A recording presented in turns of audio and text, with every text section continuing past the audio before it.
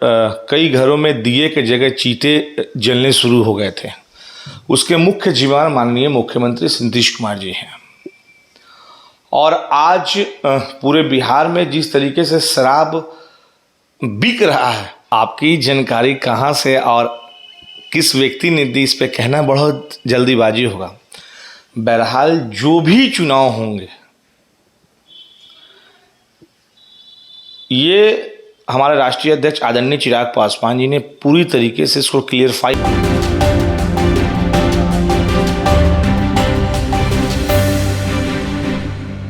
नमस्कार, आप देख रहे हैं रब्जी लाइव और मैं हूं अभिषेक मिश्रा। इस वक्त लोक जनशक्ति पार्टी रामविलास के प्रवक्ता कृष्ण कुमार कल्लू हमारे साथ हैं। और कल्लू जी हमारे साथ क्यों हैं, हमारे स्टूडियो में क्यों हैं? इसलिए हैं कि बीते 2-4 दिनों में इनकी पार्टी के सुप्रीमो चिराग पासवान जिस तरह से शराबबंदी को लेकर सीएम नीतीश कुमार पर निशाना साधते रहे हैं, उसके बाद जेडीयू भी आक्रामक हो गई है, अटैकिंग मोड में आ गई है। और जेडीयू ने कहा है कि चिराग पासवान के पास राजनीतिक पूंजी नहीं है, बिना पूंजी के दुकान चला रहे हैं, विधायक ही नहीं है उनके पास।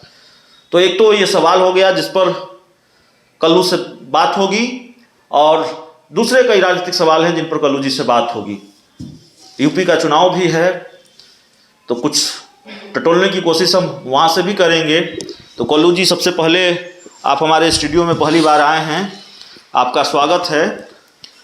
सबसे पहले तो आपको बहुत बहुत बधाई हो नई शुरुआत के लिए, इसलिए बहुत बहुत बधाई हो आपको। कल्लू जी, आर पार की लड़ाई शुरू हो गई है। आपके नेता ने कह दिया बिहार में मध्यावधि चुनाव तय है, और शराबबंदी को लेकर वो इतने आक्रामक हुए, नीतीश कुमार के संरक्षण में शराब बिकता है ऐसा उन्होंने कहा। मध्यावधि चुनाव को लेकर खासकर जेडीयू का रिएक्शन सामने आया है। बिहार सरकार के पूर्व मंत्री नीरज कुमार ने कहा है कि चिराग जी के पास विधायक ही नहीं है, ना वो सरकार बना सकते हैं, ना सरकार गिरा सकते हैं, तो बिना पूंजी के वो दुकान चला रहे हैं। देखिए, सबसे पहले तो बिहार में जिस तरीके से पूर्ण शराबबंदी के नाम पर नीतीश कुमार जी नौटंकी का जो चोला पहन रखे हुए हैं, आप तमाम साथी देखे हैं कि दीपावली के दिन जब कई घरों में दिए के जगह चीते जलने शुरू हो गए थे, उसके मुख्य जिम्मेदार माननीय मुख्यमंत्री नीतीश कुमार जी हैं।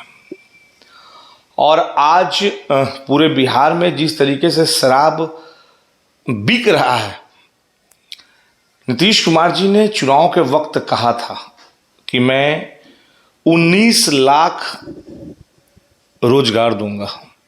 आज नीतीश कुमार पूरी तरीके से युवाओं को उन्होंने रोजगार देने का कार्य किया।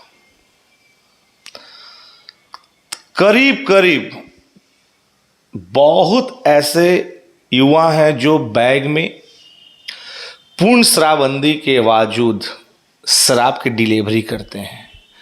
तो नीतीश कुमार जी ने जो कहा वह पूरी तरीके से उन्होंने पटल पे रहकर दिखा दिया कि देखिए हम कैसे युवाओं को रोजगार देते हैं।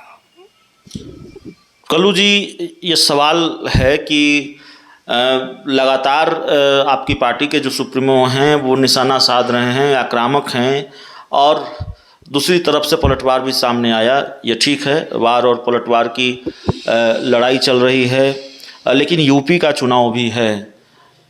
हमारे पास जो जानकारी है वो जानकारी यह है कि समाजवादी पार्टी के साथ आपकी पार्टी का गठबंधन होने जा रहा है। किसी राष्ट्रीय पार्टी के साथ आपका गठबंधन नहीं होगा, ये चिराग पासवान जी पहले साफ कर चुके हैं।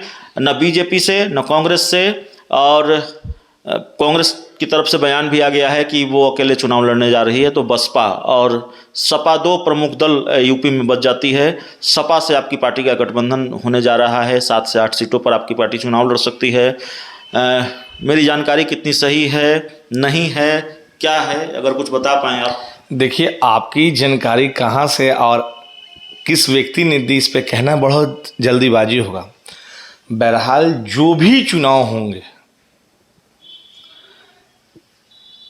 ये हमारे राष्ट्रीय अध्यक्ष आदरणीय चिराग पासवान जी ने पूरी तरीके से इसको क्लियरफाई कर दिया है उन्होंने कि अब जो भी चुनाव होंगे उसमें लोक जनशक्ति पार्टी रामविलास गठबंधन के तौर पर चुनाव लड़ेगी। गठबंधन का स्वरूप और गठबंधन किसके साथ होगा, किस स्टेट में किसके साथ होगा, ये कहना बहुत जल्दीबाजी होगा।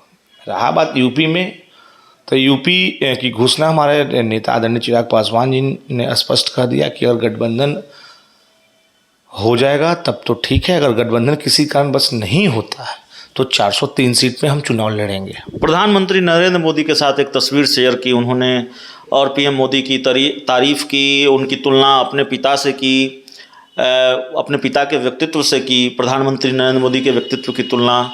क्या मैसेज देने की कोशिश कर रहे हैं चिराग पासवान? देखिए, रामविलास पासवान जी जो हमारे नेता हैं, जो पद्म भूषण हैं, भारत के दूसरे अम्बेडकर, वैसे नेता इस धरती पे आज तक जन्म नहीं लिया।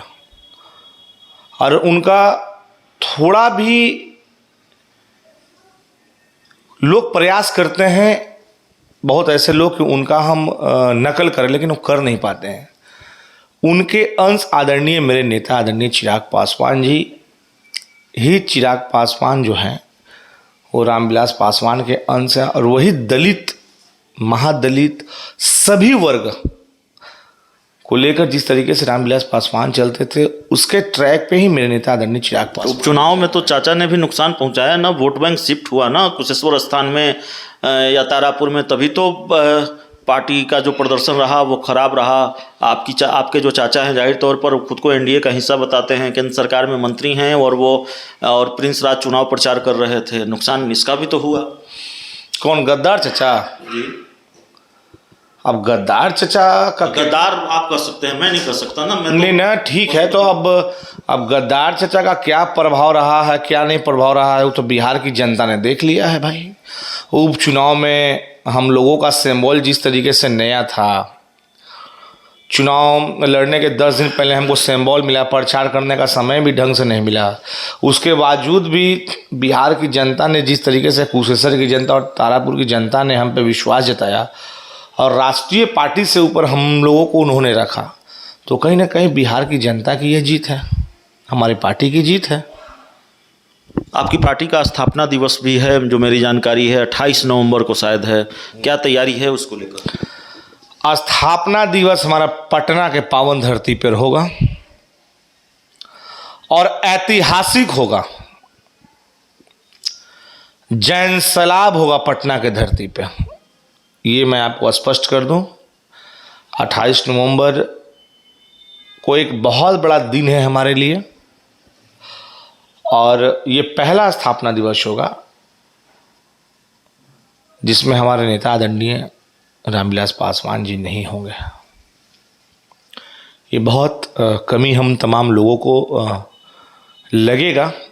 इसके बावजूद भी बिहार की जनता ने पूरी तरीके से मन बना लिया है कि स्थापना दिवस में पूरे बिहार से लोग आएंगे, सभी जिले से लोग आएंगे। पटना में एक एक इंच जगह खाली नहीं पड़ेगा। तो चलिए, पार्टी के स्थापना दिवस पर पटना को पाट देगी लोक जनशक्ति पार्टी, रामविलास चिराग पासवान की पार्टी। और यूपी में गठबंधन किसके साथ होगा, बातचीत चल रही है। दूसरे राजनीतिक सवाल जिन पर बहुत सधा जवाब कृष्ण कुमार कल्लू, जो पार्टी के प्रदेश प्रवक्ता हैं, मीडिया प्रभारी की जिम्मेवारी भी संभालते हैं, उनका और बहुत बेबाकी के साथ सवालों के जवाब देते हैं। अपना एक चिर परिचित अंदाज है। इस इंटरव्यू में इतना ही। उम्मीद है ये इंटरव्यू आप लोगों को पसंद आया होगा। Thank you.